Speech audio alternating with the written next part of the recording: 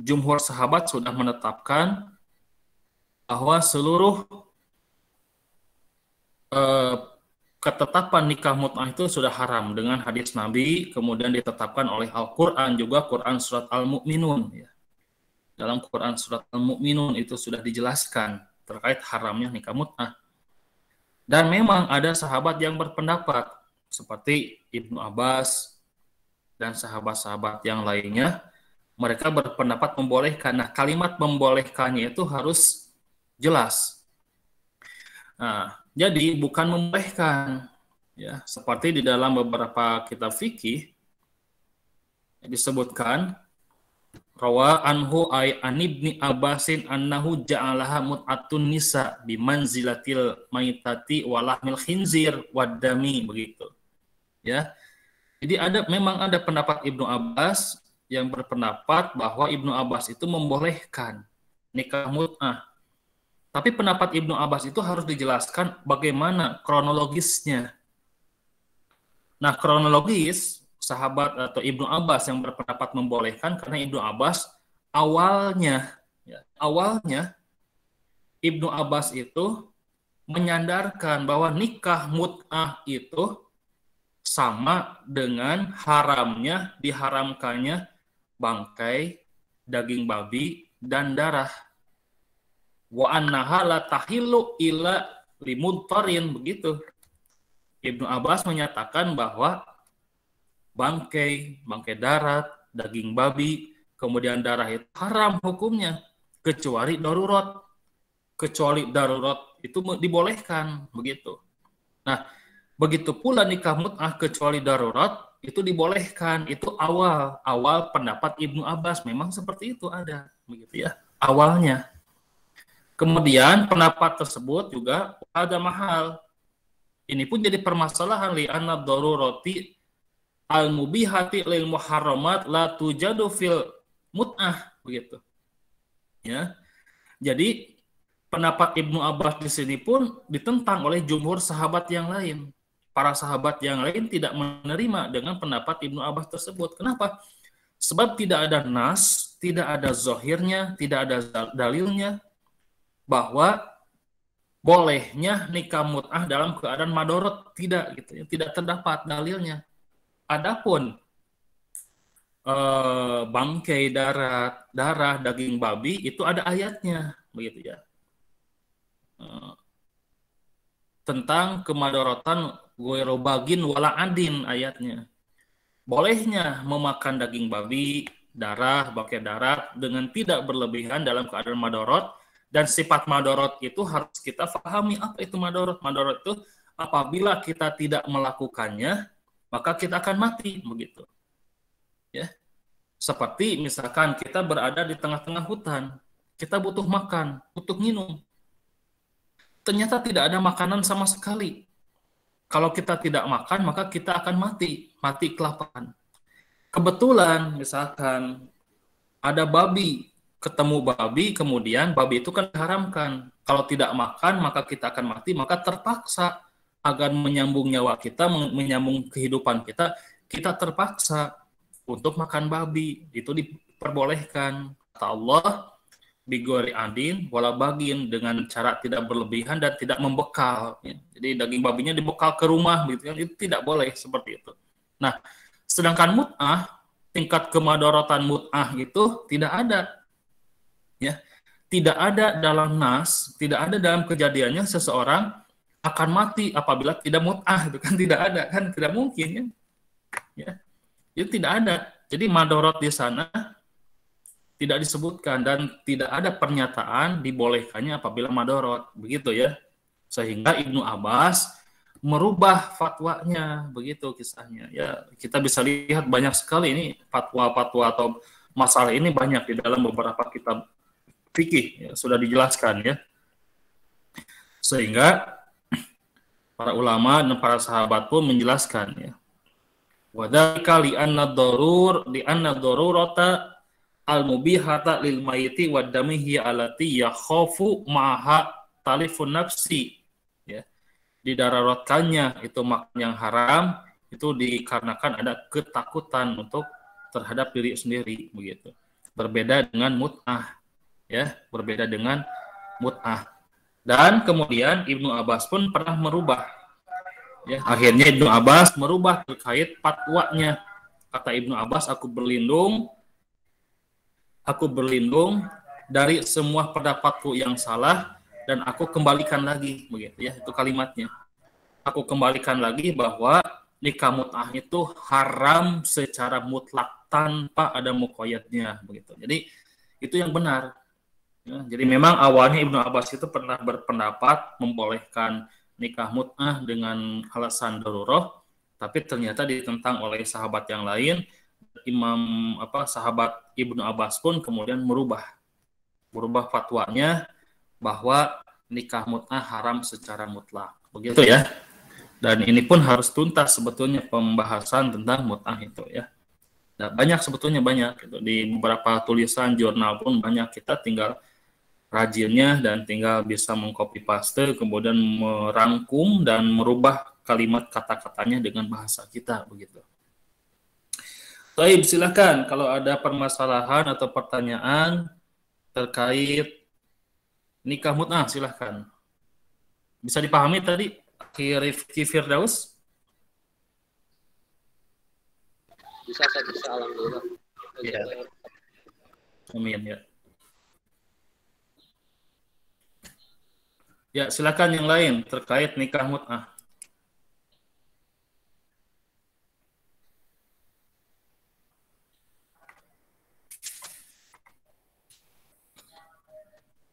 Ada lagi pertanyaan yang lain? Nikah mut'ah, silakan.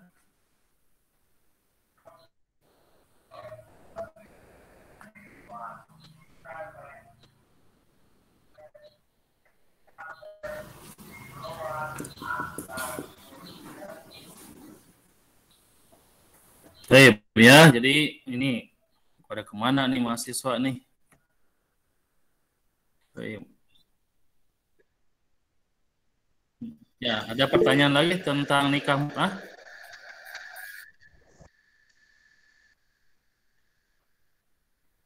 Coba, apa bedanya nikah mut'ah dengan nikah daim?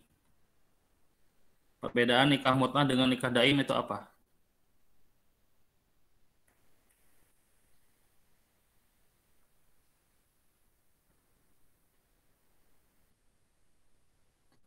Nikah mut'ah dengan nikah daim perbedaannya apa? Nggak tahu, Pak.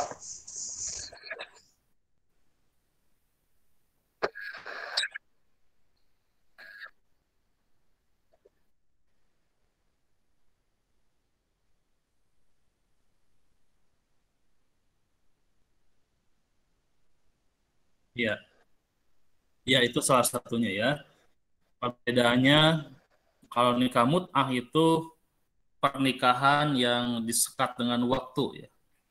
Misalkan apakah nikah mut'ahnya itu mau 1 minggu, 2 hari, 1 hari, 3 hari, 4 hari, 1 minggu, 1 bulan, itu ditentukan waktunya.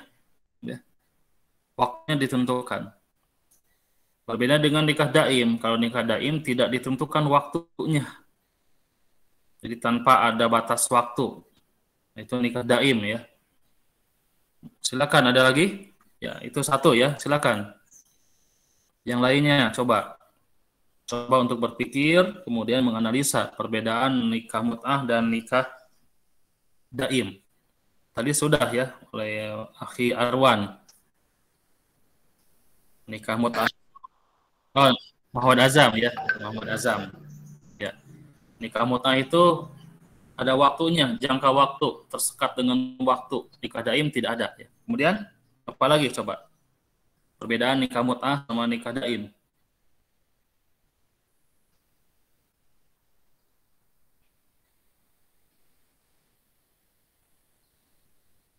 Silakan. Apa? Kedua, nikah mut'ah itu ditentukan maharnya. Maharnya ditentukan, minta berapa? Mau per hari berapa? Mau per 2 hari berapa? Per bulan berapa? Ditentukan. Itu nikah mut'ah. Misalkan 1 hari 1 juta. Itu ditentukan. Maka diperpanjang lagi kontraknya. Hari kedua berarti 2 juta. ambil paket misalkan paket 1 bulan atau paket 1 minggu. Kalau 1 hari 1 juta, paket 1 minggu itu ada diskon jadi 5 juta misalkan. Ya. Jadi ditentukan. Gitu. Kemudian setelah mengambil 1 minggu itu otomatis cerai, pisah. Ingin memperpanjang masa aktifnya misalkan harus bayar lagi begitu. Ya, harus bayar lagi. Nah, itu nikah mut'ah. Nah, kalau nikah daim itu tidak ada. Tidak ditentukan. Harus bayar berapanya tidak ditentukan. Hanya nikah daim itu cukup dengan mahar untuk selamanya. Udah cukup. Ya, itu perbedaan yang kedua dalam segi mahar. Dan tidak ada sistem kontrak. Habis kontrak harus bayar mahar lagi, tidak. Artinya, kalau nikah daim itu misalkan bercerai, ya bercerai kemudian mau rujuk lagi dalam masa iddah itu tidak harus bayar lagi. Tidak, maksudnya tidak harus bayar mahar lagi, tidak usah. Ya. Itu perbedaan yang kedua. Kemudian yang ketiga, perbedaannya. Ya, ini nanti dicatat nih. Di pas ujian nanti akan keluar perbedaan nikah mut'ah dan nikah daim. Kemudian yang ketiganya terkait perbedaan nikah mut'ah dan nikah daim itu, kalau nikah mut'ah apa tadi? Yang kedua dalam masalah mahar ya. Kemudian kalau yang ketiga perbedaan nikah mut'ah sama nikah daim dalam hal segi anak ya. Kalau nikah mut'ah itu harus ada kesepakatan dulu. Ya, harus ada kesepakatan kalau ingin memiliki anak itu ada bayar plus. Itu nikah mut'ah. Misalkan ada seorang laki-laki ingin menikah mut'ah dengan seorang perempuan. Ya, misalkan selama 1 tahun. Bayarlah 1 tahun berapa puluh juta misalkan. 1 tahun. 20 juta misalkan. 1 tahun 20 juta bayarnya. Kemudian si laki-laki tersebut ingin memiliki anak. Ingin punya anak. Maka si perempuan tersebut meminta dana lagi. Beda lagi uangnya. Ya, uangnya beda lagi. Harus ada uang untuk membuat anak. Bayar lagi misalkan membuat anak berapa? 30 juta. Jadi 50 juta. Nah, jadi ada perbedaan. Itu ya. Ada kontrak membuat anak lagi kalau ingin punya anak. Berbeda dengan nikah daim. Kalau nikah daim itu wajib. Ya, kalau suaminya ingin punya anak dari istrinya itu wajib. Tidak harus bayar lagi itu. Ini tidak. Ya, karena anak itu bagian dari keluarga. Tidak ada istilah kontrak-kontrak membuat anak. Tidak. Nah, itu perbedaan yang ketiga. Apa bisa dipahami tidak? Bisa dipahami? Ya. Itu diantara ya. Di antara terkait perbedaan nikah mut'ah dan nikah daim. Kemudian yang keempatnya, segala kebutuhan baik tempat tinggal, pakaian, obat-obatan atau sakit ke rumah sakit, makanan dan yang lainnya, sebagian ditentukan menurut perjanjian yang mereka sepakati saat melakukan akad pernikahan begitu. Ya. Jadi di akad pernikahan ketika nikah mut'ah itu sudah harus ada perjanjian. Misalkan selama pernikahan itu harus ada tempat tinggal, harus ada obat-obatan, harus ada kosmetik, misalkan harus ada kebutuhan-kebutuhan yang lain. Nah, itu ya disebutkan begitu.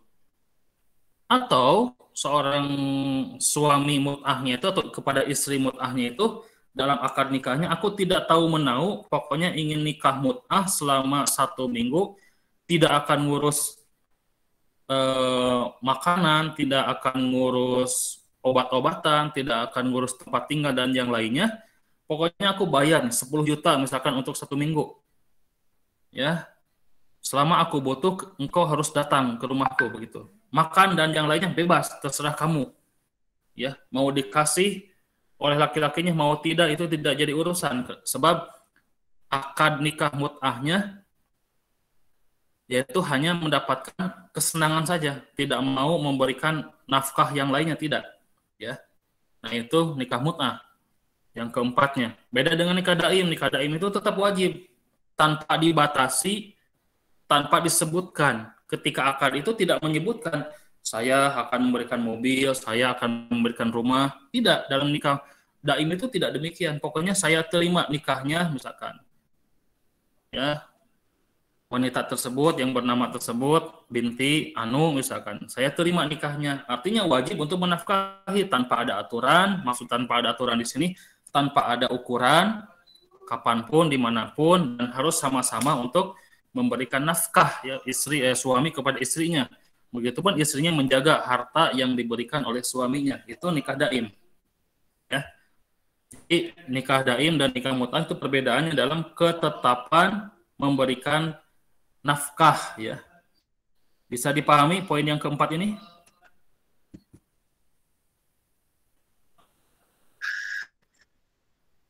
Ya. Kemudian poin yang kelima, poin yang terakhir itu perbedaannya dalam waris. Ya. Dalam waris. Ketika akad nikah mut'ah itu ketika akadnya bisa disebutkan dan tidak. Misalkan seorang laki-laki nikah mut'ah dengan perempuan. Kemudian nikah mut'ahnya selama 1 bulan misalkan. Dalam akadnya ketika suaminya meninggal, maka istri mut'ahnya dapat waris. Itu harus dikatakan gitu ya. Itu nikah mut'ah. Atau ketika akad nikahnya si suaminya itu bilang, ketika nikah mut'ah, saya tidak akan memberikan apapun, termasuk waris. Tidak akan memberikan waris. Dan cukup dengan membayar saja satu bulan misalkan, ya, berapa puluh juta misalkan untuk 1 bulan. Dan kamu tidak hak mendapatkan waris. Nah itu, nikah mut'ah. Kalau nikah daim itu otomatis. Karena waris itu salah satunya bisa didapati dengan nikah, begitu. Jadi ketika laki-laki dan perempuan menjadi suami istri menikah sah secara hukum agama, maka otomatis ketika suaminya meninggal, istrinya itu mendapatkan waris. Kalau punya anak mendapatkan waris 1/8 begitu ya. Kalau punya anak, nah itu otomatis mendapatkan waris, itu nikah daim. Nah di sini jadi ada perbedaan antara nikah mut'ah dan nikah daim. Intinya, dalam beberapa dalil atau beberapa yang disepakati oleh jumhur sahabat dan jumhur ulama juga, itu sudah sepakat, apapun yang terjadi, apapun kondisinya, nikah mut'ah itu haram tu ila yaumil qiyamah. Kata Rasulullah, aku haramkan sampai hari kiamat. Jadi tidak boleh lagi dilakukan terkait nikah mut'ah. Baik, sebelum dilanjutkan kepada kesimpulan, apa ada pertanyaan dulu? Silakan.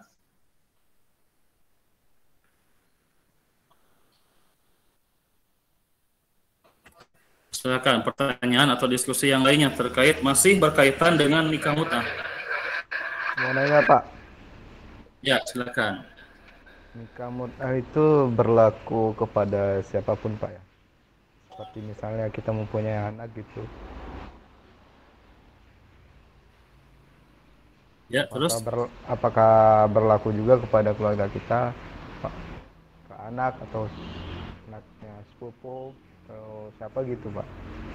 Itu berlaku juga Pak enggak Pak? Ya, tidak berlaku. Kan sudah diharamkan. Ya. Maksudnya yang bagian orang yang percaya mut'ah itu boleh gitu maksudnya. Saya tahu kalau itu diharamkan gitu. Saya tahu maksudnya kan mut'ah ini kan masih dilakukan seperti dilakukan oleh Syiah misalnya kan. Ya.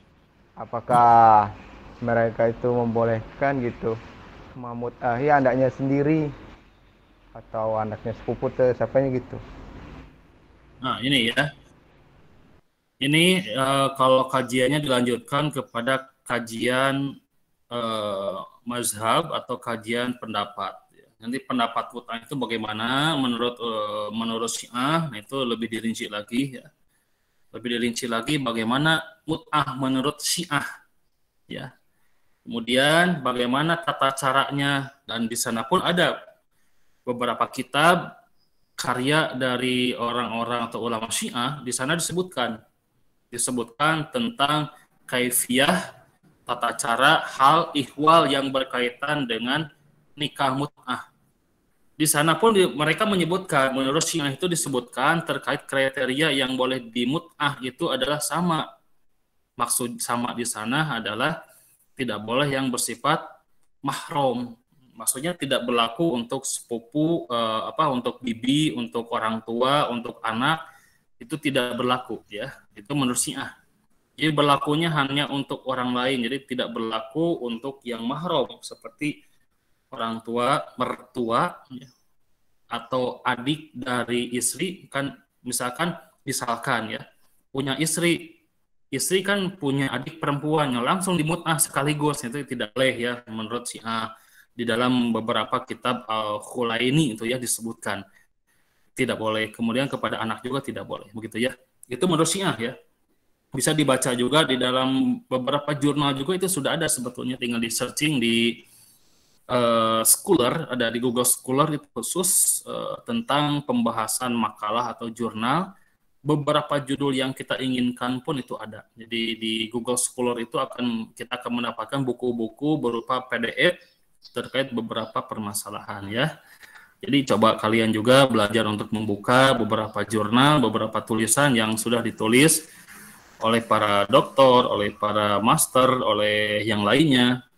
Makalah-makalah presentasi dari tingkat S1 pun banyak ya, di sana disebutkan terkait perbandingan nikah mut'ah menurut Syiah. Jadi dari Syiah pun banyak perbedaan begitu ya. Jadi tidak boleh ya, tidak boleh. Itu menurut Syiah. Baik, yang lain silahkan sebelum kita simpulkan terkait masalah nikah mut'ah. Mau nanya lagi, Pak? Silakan. Oh, kalau setahu saya ya Syiah yang masih melakukan mut'ah kan. Apakah masih ada mazhab lain atau penganut lain yang masih melakukan hal itu, Pak? Ya. Kalau melihat fenomena sekarang itu memang tidak ada selain Syiah ya. Jadi selain Syiah tidak ada lagi adanya nikah mut'ah. Makanya banyak pendukung itu dari golongan-golongan non-Sunni. Non-Sunni memang ada pendukung terhadap Syiah karena itu lebih menguntungkan. Ya, lebih menguntungkan dalam permasalahan perzinahan. Nah, tadi juga oleh pemakalah sudah disebutkan. Ya, di dalam makalah tadi sudah bagus disebutkan bahwa jumhur ulama menetapkan bahwa mut'ah itu sama dengan zina. Dan zina itu diharamkan. Nah, itu ya, itu dalil-dalilnya pun tadi sudah disebutkan, baik dari Al-Quran ataupun hadis tadi sudah disebutkan, sehingga nikah mut'ah disamakan dengan zina. Dan beberapa pendapat, beberapa mazhab, golongan yang lainnya itu sudah tidak ada lagi yang membolehkan nikah mut'ah, kecuali golongan Syiah. Hanya Syiah saja yang membolehkan nikah mut'ah. Tadi juga sudah disebutkan alasan-alasan Syiah membolehkannya, itu disebutkan juga.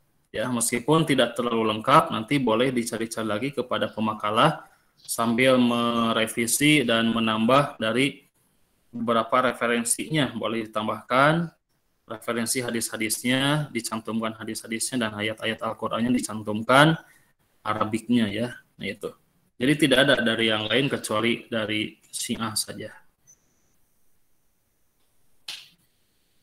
Baik, yang lain silakan. Pemakalah juga silakan, mau ada bertanya dari Ibu Citra, Mbak Citra, atau tadi siapa lagi ya pemakalahnya? Silakan.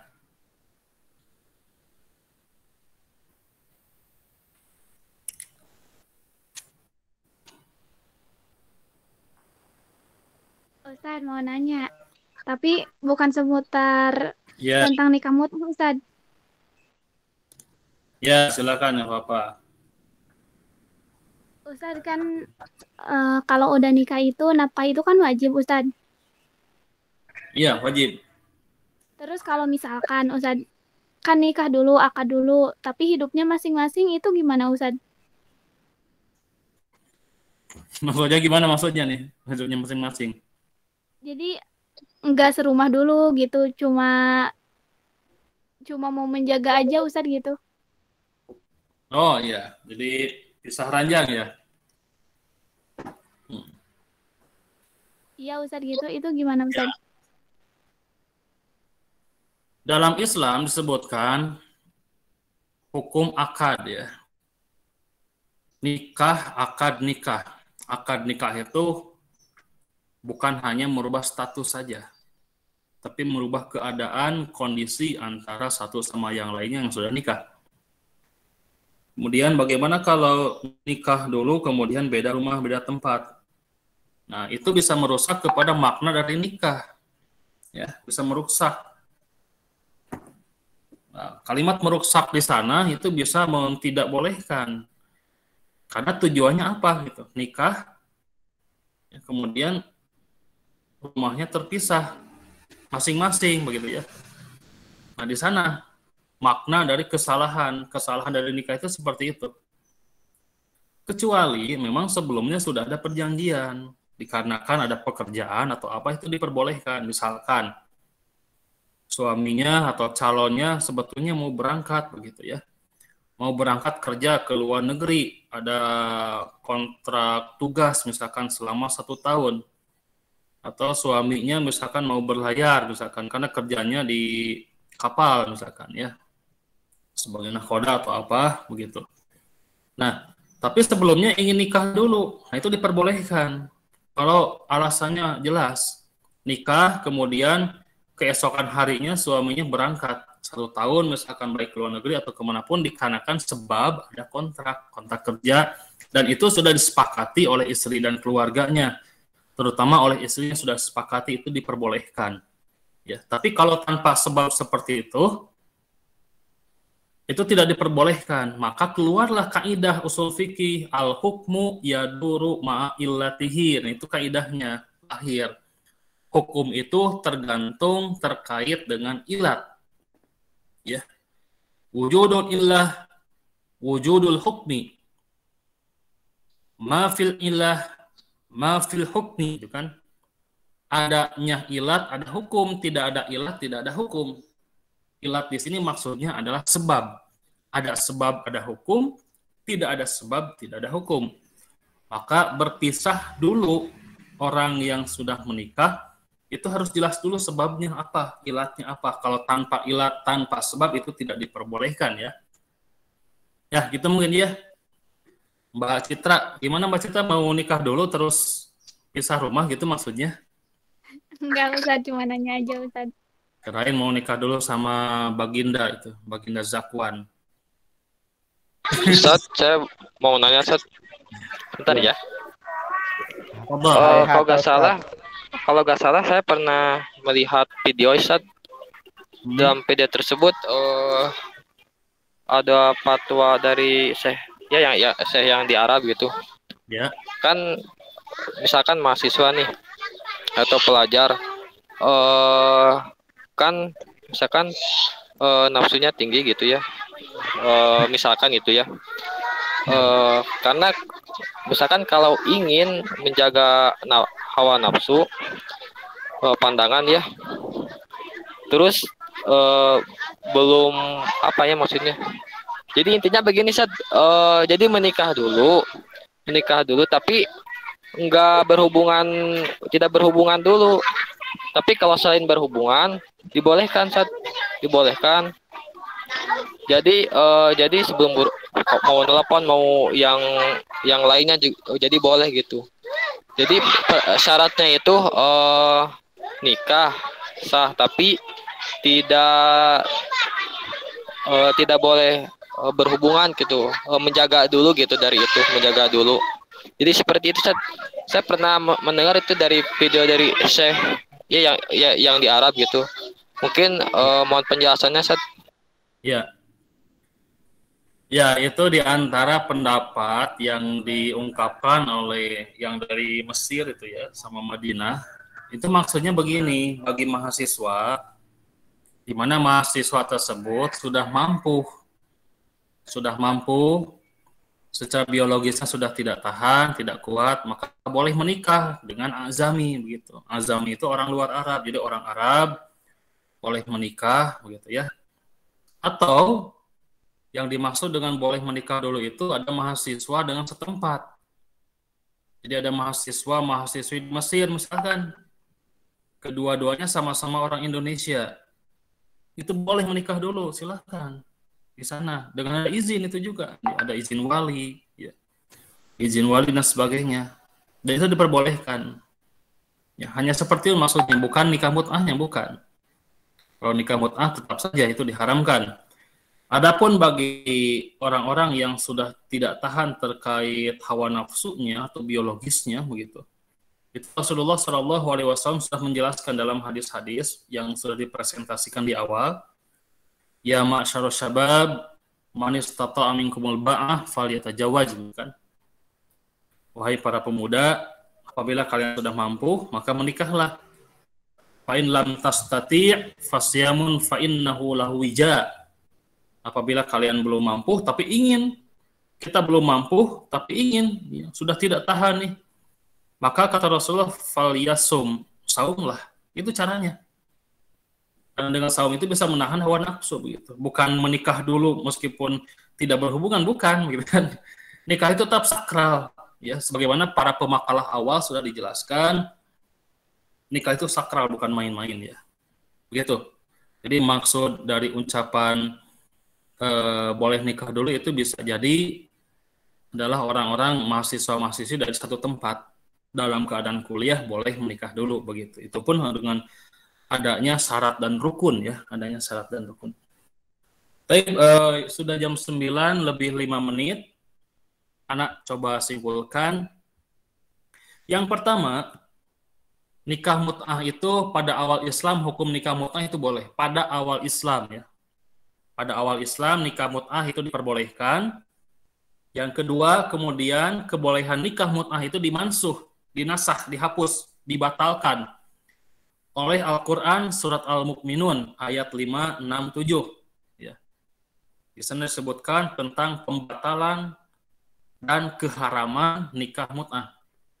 Ya, walladzina hum li furujihim hafizun illa ala azwajihim aw ma malakat aymanuhum fa innahum ghairu malumin. Itu ayatnya terkait haramnya hukum nikah mut'ah. Kemudian yang ketiganya, kemudian pada beberapa peperangan diperbolehkan kembali secara rukhsah karena ada darurat. Ya, dulu itu daruratnya rukhsah khusus hanya Nabi yang mengungkapkan. Ketika para sahabat sudah tidak kuat karena jauh dari istri-istrinya, kedaruratannya juga melemah. Maka dengan adanya hubungan intim itu bisa menguatkan gairah dan memperkuat pasukan. Maka pada saat itu Rasulullah SAW membolehkan nikah mut'ah. Itu pun tidak lama. Tidak lama, maka setelah habis masa perang dihilangkan lagi. Hilang daruratnya, maka rukhsahnya pun ikut batal. Karena itu diharamkan kembali. Jadi madaratnya hilang, rukhsahnya pun otomatis. Darurat hilang, rukhsahnya pun otomatis hilang. Ya. Maka oleh Rasulullah ditetapkan haram tu ila yaumil qiyamah. Aku haramkan nikah mut'ah sampai hari kiamat. Ya, itu poin yang keempatnya.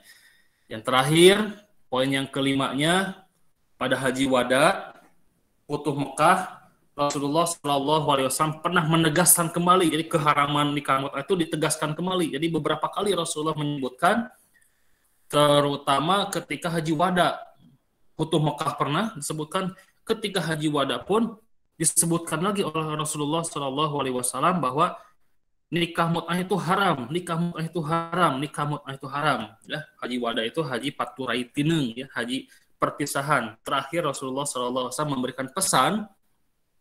memberikan pesan kepada para sahabat menetapkan bahwa nikah mut'ah itu haram. Karena Rasulullah SAW khawatir di akhir zaman akan ada lagi, muncul lagi terkait kebolehannya nikah mut'ah. Sehingga pada Haji Wada, haji di mana Rasulullah SAW berpisah, haji di mana Rasulullah SAW tidak lama kemudian meninggal, maka Rasulullah SAW diamanati oleh Allah untuk kembali menyebutkan nikah mut'ah itu haram. Ya. Ternyata benar, kekhawatiran ini oleh Rasulullah SAW yang dikhawatirkan ternyata benar ya. Di akhir zaman sekarang memang ada lagi, muncul lagi yang membolehkan nikah mut'ah begitu ya. Nah, jadi itu proses diharamkannya terkait nikah mut'ah. Tapi untuk pemakalah-pemakalah yang sudah beres semuanya, ada 3 kelompok pemakalah. Yang lainnya tolong diperbaiki makalah-makalahnya, terutama tulisannya, halamannya, penyantuman hadisnya, riwayatnya, penyantuman Arabik hadis dan ayat Al-Qur'annya, dan yang lainnya silahkan diperbaiki. Nanti dikirimkan lagi via Japri boleh, atau di grup juga boleh ya, dikirimkan lagi ke makalahnya dan makalahnya. Anak sudah memberikan nilai, ya alhamdulillah cukup bagus terkait presentasinya. Hanya sedikit kurang aktif saja dari para yang lainnya, harusnya aktif, dan hanya beberapa orang saja yang aktif. Itu pun hanya orang itu lagi ya. Jadi L4 lo lagi gitu kan. Jadi yang aktifnya lo lagi begitu, harusnya yang lain aktif bertanya, diskusi dan yang lainnya gitu. Harusnya begitu Ini ya. lagi pada tidur mungkin ini. Ya, jadi itu terkait permasalahan tentang nikah mut'ah. Tapi waktunya sudah habis, sudah jam 9 lebih 12 menit ya kalau di sini. Ya. Sudah jam 9 lebih 12 menit. Kita akhiri pertemuan sekarang. Insya Allah kita bertemu lagi di pertemuan yang ke-7 dalam tema yang baru ya. Temanya kita membuat tema yang baru lagi tentang munakahat. Itu sudah beres di 3 pertemuan. Jangan lupa untuk memperbaiki makalah-makalahnya ya. Kita tutup dengan doa Rabbana atina fid dunya hasanah wa fil akhirati hasanah wa qina adzabannar. Aqulu qouli hadza wa astaghfirullah li wa lakum. Wassalamualaikum warahmatullahi wabarakatuh.